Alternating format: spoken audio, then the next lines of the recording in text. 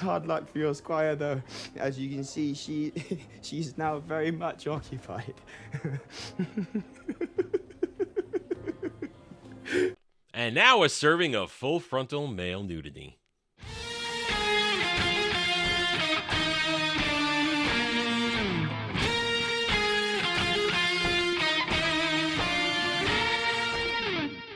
Howdy all, I'm Adam the Renaissance Nerd, and welcome back to my reviews of House of the Dragon Season 2. We are on Episode 3. Listen, these reviews, I do them because you asked me to. Or those of you who are watching, you asked me to do this. You wanted an objective review. You didn't want a super fanboy. You didn't want a super hater. You wanted somebody who didn't care. Somebody who had a chance to be engaged, drawn in, and basically converted to a fan. We are 3 episodes in. I am bored out of my mind. Oh, what? You don't like dialogue? You don't like good writing, good acting? Yeah, there's good writing and good acting in all of this. But you know what? The story needs to move. They have had 3 episodes of build-up, 3 episodes of setup, yet they continually lay out the platter and don't let you dine. I'm tired of waiting. They had a chance in this episode to do a couple of really cool things, but instead they opted for the same old thing they've been doing since Season 1. And Season 1 was a proper setup season. Introduce all the characters, introduce their relationships, move things down a very long timeline, couple decades, and have the understanding that people change, relationships change. But here we are. These events in Season 2 are happening over a matter of days, maybe weeks, but still, it's a shorter timeline. Things can move now. You don't need to keep rehashing the same conversations, the same relationships, the same character interactions over and over and over again. I'm waiting for the story to happen. There is more to a story than just people talking. There needs to actually be action, and I'm not talking full-scale big battles. You don't need that every time. Action is what I mean is have things move. Have events take place. Not just, oh, now we're moving towards the event. We're still heading towards this event. We're still laying setup for this event. We're still teasing this event. How about we get to the goddamn event? How about it? And I'm sorry, a conversation at the end of the episode of the revelation, oh, maybe that's what he didn't mean when he had his final words, and he being Viserys and Alicent. Maybe she now understands she misinterpreted it. That's not a big scene. It's boring. It's not interesting.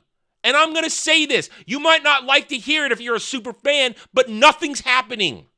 Well, let's get into it. We're going to try and breeze through this, and I'm going to show you from my perspective of somebody who doesn't know the lore, who doesn't care about all the Game of Thrones Easter eggs and that. I want this show to do something, and it's not doing anything. She sent a raven. I do not care to read her message. What she did, It is not her, but the men around her who seek bloodshed. she permitted it. As you permitted the murder of a little boy in his bed. Let me reiterate, just so you understand what I'm saying here. The show has excellent writing, excellent acting, production value, the best by current day standards. But it only goes so far if the story you're trying to tell never happens. If they just keep having the same conversations over and over again, like the clip we just saw. We'll get to that in a minute. But you understand what I'm trying to say here. Move. Don't just stay stagnant. Don't just keep repeating the same shit over and over again. And that's all this show is doing. It keeps repeating stuff, building up, setting the stage. I want the play to happen. Let's get into this. They had a great chance here to start this off really strong because we're watching an on-the-ground breakout of hostilities between the two factions, between the Greens and the Blacks and those who support them. Two families who hate each other going back generations. There'll be a comment later on, oh, who knows how it started over silly this and that. But it is only important to know that they hate each other, and even if they are looking for an excuse to fight, this is still the on-the-ground results of everything that happened. So these families pick a fight with each other using the excuse of who they support. and a battle ensues at this windmill, but we don't see the battle. Adam, don't you understand? They're showing, not telling. Well, why don't you show me the battle? Why don't you show me this battle where both sides had massive losses, and later on characters will say, hey, this doesn't look good for anybody. The losses are so bad that we can't count this as a win at all. Why don't you show us the fight? Doesn't have to be a 5-minute action set piece. Just a minute and a half of men slaughtering each other. Doesn't have to be grand choreography. We don't need one-on-one encounters, one-on-one matchups and duels and guys who have to take each other out and throw one-liners back and forth. You just need a mass of men running at each other and slaughtering each other, showing how bad this war is going to be even in this first encounter. That would have been a fantastic opening, but they didn't. Instead, after these whelps push each other around for a second and hurl insults, we hear sounds of battle and they cut to a massive field of extras dead. Wasted opportunity to really engage us, to show us how bad it's going to be and it's only going to get worse. After this missed opportunity, we now go to the burying of the twins. And I'm going to be really brief on a lot of these scenes because you've heard this shit. After a bunch of blah, blah, blah, how they're buried together, one who's only doing his duty, blah, blah, blah, you get Rhaenyra and Rhaenyra talking again about eventually how men are the cause of the war because women somehow the women are going to have a better perspective and not really want this because maybe Alicent doesn't want this because Rhaenyra, I don't want this either. It's a complicated dance they're doing here with these characters because I understand what they're doing. At least I think this is what they're doing, how I see it. They're at one side saying that men are bloodthirsty because war is the province of man and all that kind of stuff, and a calm-minded woman could control it if she had the ability to, rein them all in. But at the same time, I do see, and this is where the writing is good, the acting is good. I can see that we're showing that these women that are purporting to be of calmer mind and calmer interest, they're as big at fault as anybody in all of this. Rhaenyra and Alicent are at fault perhaps more than anybody because they are run by their women emotions, by their female desires of this and that. They're as big a problem as anybody else. And the show does a good job of showing this. But we've already seen it before. We've seen it over and over again that these two women are horrible. These are horrible characters who initiate horrible events because they're scorned or angry or this or that. Do we need another conversation about this? Boring. Moving on. We now return to King's Landing at the Red Keep. Cole, who is now both the hand and the head of the White Cloaks. Kingsguard. White Cloaks, wrong show. Kingsguard. He's going to the small council, and as he goes by, he notices a bunch of new recruits into the Kingsguard. Problem is, and I realize this about 2 minutes later, it's just Aegon's boys. Aegon gave his boys promotions. So basically the Bro Train are now his Kingsguard bodyguards. The Bro Train who probably have zero ability. These are dudes, how we're going to see later, they don't care about the position. All they want to do is go around and whore and drink. That's all they want to do. That's all they care about. They care about a good time. They're good time Bro Train. They're not actually serious men, serious soldiers, serious warriors. And they give Aegon all the worst kinds of advice. So basically, we're heading to the small council, and we hear the commentary. Cole comments, you got a bunch of new guys here. Yes, it's time to fill the ranks, blah, blah, blah. This whole small council, once again, let's dither about how we're going to fight the war. How are we going to fight the war? Let's use dragons. No, we can't use dragons. The other side will also be careful not to use dragons. We can't start a dragon war. Well, let's get soldiers. Oh, let's do this. It's more of the same we've heard forever.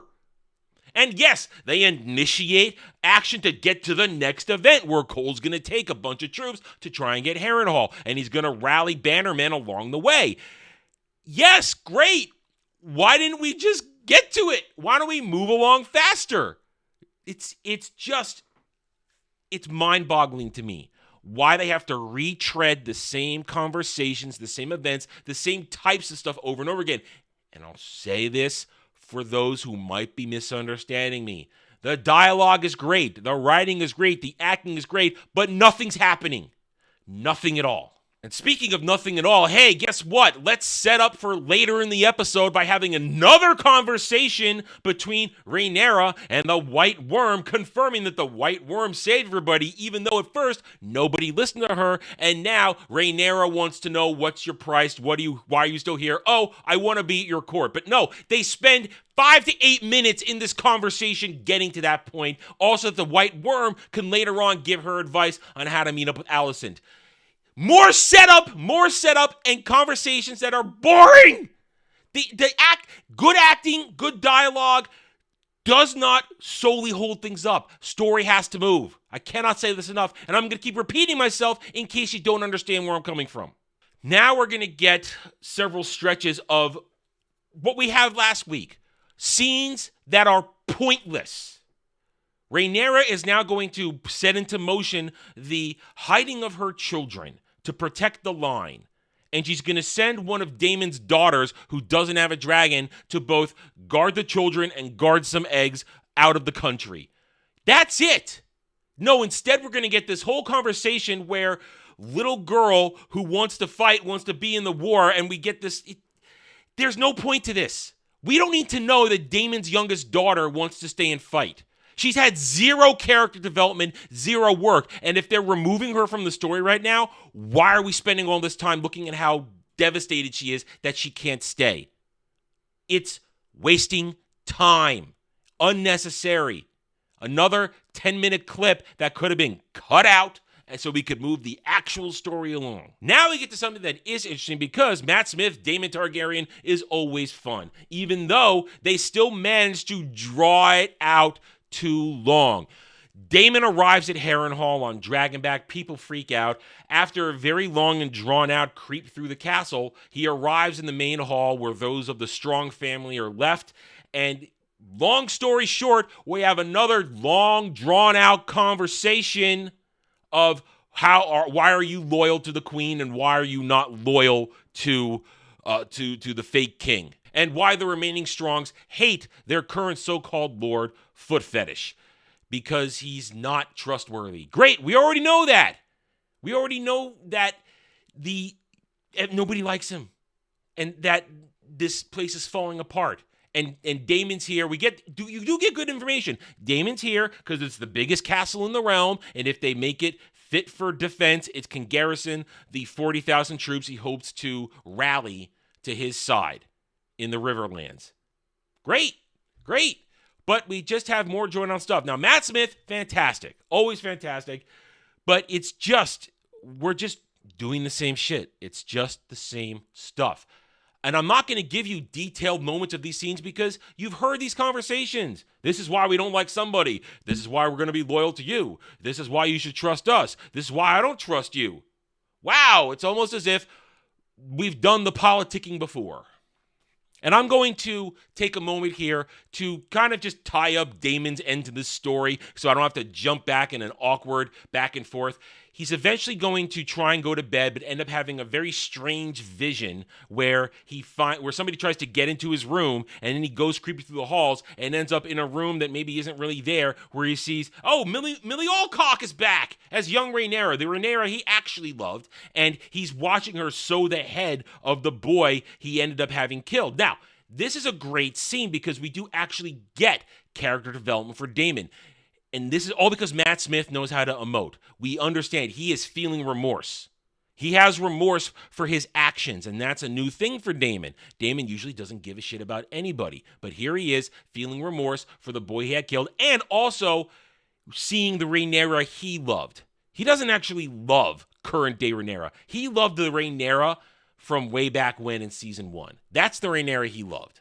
That's the Rhaenyra he wanted, not the current one, which is a weak queen. Let's be honest, she's a weak queen. She is. Anyway, and then he's going to suddenly find himself in a courtyard at Harrenhal under some tree, and some chick we spotted earlier during the original introduction to Harrenhal crew, she says to him, "You're going to die here." Okay. All right. So I guess we're foreshadowing Damon's death. Fine. I'm okay with this part of the scene, but then that's it for Damon. No more Matt Smith. The best actors in this show aren't in the show this week. Barely. Matt Smith is barely there, and no Rhys Ifans, Otto. Not here at all. All right, so that scene happens later, so let's go back to the present. Cole is getting ready to march off, lead his force, and rally the troops so that they can attack Harrenhal and take it before Damon can get his army raised. Great, we're moving, story's going, and here comes Alicent, and we get introduced to her brother, who is introduced as a dude who is pushing back against the fact that his family has lost standing in the small council and at court. Okay, great, he's a dick. Cole's a dick too. Cole wants Alicent to tell him she loves him, but she can't quite say it because I guess they have this I hate you sex relationship. It's really strange. But she does give him her kerchief so that he can hold it close to her heart. He needs that as he goes off to war. Great. We moved their relationship along a little bit, but it's do we need this? Did we need it? I'm just asking because we already know their relationship is effed up. We already know. Do we need to add more layers to it? Same stuff again, over again. Now we're back at Rhaenyra at Dragonstone, whatever the hell it's called, and she's having her own war council, and we have to once again have a scene where the men are talking down to the woman. We have to once again show that all the men kind of want to run the war while have her go away because she's a woman and doesn't understand war. It's just another one of those scenes. Why are we doing this again? Really? I don't need to go through every little line here. That's the gist of the scene. Men don't need women at war. Okay, fine. You've made that point over and over again. Rhaenyra tries to assert herself, tells them all, shut the hell up. I'm going to do what I want. And then she's going to go and have her goodbyes. She's going to go have her goodbye. Oh, and during all this, another pointless scene of Rhaenyra and Corlys talking about their heirs and how war is bad and one of them might die. We needed that, didn't we? Another long drawn-out scene. I already referenced this. We don't need to see her saying goodbye. We don't need this whole thing. They could have just done this scene. I would have been okay if they'd just done this scene and not the previous scene setting up this scene. You don't need to set up a scene which is set up for another scene. Or set up for leaving people going by, whatever. It is a waste of time. You're just dragging out this episode to justify being an hour long. I don't care that one Daemon daughter is trying to tell the other Daemon daughter, "Oh, you'll get your chance. It's a good thing that you're protecting the young dragon's eggs and the dragons and the kids. It's a good duty. You should be proud. And I love you." Great. These characters have had barely any screen time. Why am I wasting my time with them? Really? Fine. We jump back to King's Landing, Red Keep, where now Alicent and Elena, whatever the hell her name is, they have to have a moment of wasted time, another moment of wasted time where we're getting to the point where Alicent's just trying to say grief is good. It's okay to be sad because children... you're a mother, we all suffer grief. And Helena's like, well, I know I should feel sad, and I sort of do, but I'm kind of happy the kid's gone because kid's going to suffer, and then I forgive you. Okay, for what? For walking in on her screwing Cole, for being a bad mother, for what? For what? Here's an instance of show don't tell where I actually need you to tell me something. I need you to tell me something. What is she forgiving her for? I mean, leave it ambiguous, fine. I guess that's a way to go. But this was a wasted scene. We didn't need this scene. Didn't need it. Their relationship, I don't care about it. It's not interesting. It's not actually, there's nothing about it that I can see right now that's moving the story forward.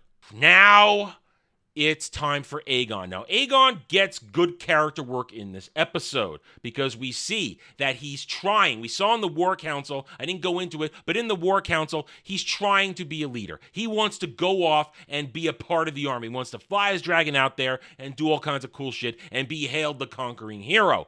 But everybody else told him, no, don't do this. We need you here, this and that.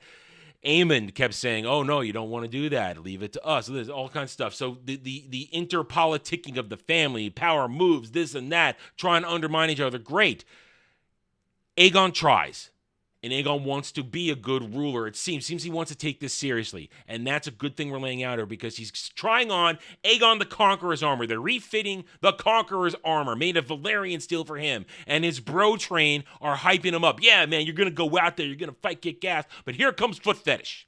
Foot Fetish walks on in and makes his power play to continue to manipulate Aegon. Foot Fetish basically tells him that people are saying he's weak for letting the council bully him into going or not going or going, stay, don't say that. He basically manipulates Aegon into giving him the position as spy master. That's what he does. It's simple as that. And that's good move right there. That's great character work. And Aegon then falters because his bros, the bro train, say, hey, so are we going or not? Aegon goes, you know what? I'm not going to do it. I'm not going to do it. I'm going to do what you guys want to do. We're going to take one of your squires and go whoring. So Aegon had a chance to try and be a good leader, but instead, he's going to go a whoring. And we get this whole scene where some so-called bastard Targaryen is trying to say how he supports the queen, but then Aegon and his bro train come in, have drinks for everybody, and want to get the squire, as they say, wet. Hey, listen, we all make the jokes. It's fine. But what we get now is Aegon describing what it's like to find a good whore. Because, hey, he's done it plenty of times. He's got plenty of bastards of his own out there. And then we stumble upon Aemond and the head whore. And we get Aegon goes from being good leader to drunken whorehound to now belittling his brother in public while he's naked. And I mentioned that because you saw in the opening clips a little bit of it. Then Aemond, in defiance, is going to stand up and we get full frontal man nudity to go along with all the other sexual acts that we saw happening in this scene. All kinds of stuff happening. We got full frontal male nudity. Listen. I am no prude. I am no prude. I watch my fair share of the porn. I'm okay with Wang and chicks and all this kind of stuff. I'm okay with it. I'm not afraid. But I didn't need this. I didn't need this at all. They did it for shock value. And I think that's a mark against the episode. You didn't need to do this. You didn't need to have full twig and berries on display. It just feels kind of unnecessary. But because the whole scene is important. It's an important scene because it is a proper setup, something that has not been done much this season. So we're actually seeing it for the first time, having Aegon belittling Aemond and sowing the seeds of the fact that Aemond will probably turn on him at some point because he hates his brother and he thinks he should be king. Great. All kinds of goodness, but we didn't need full frontal male nudity shoved in there to make it happen. Because then Aemond's going to strut out, basically, yeah, I'm a man. Fuck all y'all. I don't care what you think. And that's fine, but we could have done it from, like, the abdomen up. Another setup scene for the end of the episode. Rhaenyra was complaining earlier about not wanting to talk to Alicent. I ignored her messages, and now I'm going to read her message, which is going to spur her to want to meet with Alicent. Great, you read the message. We needed to see the scene, I guess. I don't know. The scene's okay. It's just the story's dragging. I cannot stop repeating myself. The story is just moving along at a snail's pace. Now, this is more set up here. What is it? Alicent's brother is taking his bro train to go and stay in an inn. Cole doesn't like that. They ride out into the middle of nowhere, away from camp, to have basically an alpha man standoff of, I'm going to do this, but no, you have to do that. But in the middle of that, Cole realizes they're in the open and they're going to be spotted because I don't know how he doesn't see the dragon. Suddenly, and I find this a little weird, suddenly he says, we're in the open, as though he knows that a dragon scout is going to be there any second. There's no warning. He just decides, oh, suddenly we're in the open, let's run. And then boom, there is a dragon. Daemon's older daughter arrives, and we have a scene where she tracks them, almost gets on top of them, and they make it to the forest. It's a scene that is important because now that sets up the fact that she goes back to report, hey, guess what? Troops are on the move. They're heading to Harrenhal. And it's more men yelling at Rhaenyra, you need to act, and Rhaenyra dithering. Great. Okay, we had to do it again. We already did it one scene. Let's do it again. Repetitive bullshit. I'm sorry. No, not sorry. Basically, Rhaenyra's going to go talk to the White Worm now and set up a way to go see Alicent. The White Worm says, after this whole drawn out of, wait, do you want to kill her? No, I want to talk to her. It'd be easy to kill her. No, there has to be a way to talk to her. We're women. We can work this out. White Worm basically lets it out that Alicent prays alone. So basically, using Daemon's trick to get into King's Landing, Rhaenyra dresses like a nun, goes into the chapel, goes up to Alicent. They're startled. They have a back and forth, and you get this conversation of leading up to the whole thing where Rhaenyra thinks that she can talk Alicent down and have her influence the men to stop, but Alicent has to say the men can't be stopped. Too much has happened. You killed a child, but you killed my child. It's all about where does it start, and that's why I want to say that was proper character work to show that these two women want to try and maybe stop this, but they're as much at fault as anybody else. That's good character work there. I appreciate it. But this conversation kind of falls flat to me when the revelation of Alicent learning that Viserys wasn't talking about Aegon. He was talking about the dream, the song of ice and fire. And Rhaenyra tries to tell her that, but she doesn't want to listen, and she runs off and, guess what? War's going to happen. Well, that's episode. I'm going a little speechless. That's it, guys. That's it. That's the episode. He spoke to you of the Song of Ice and Fire.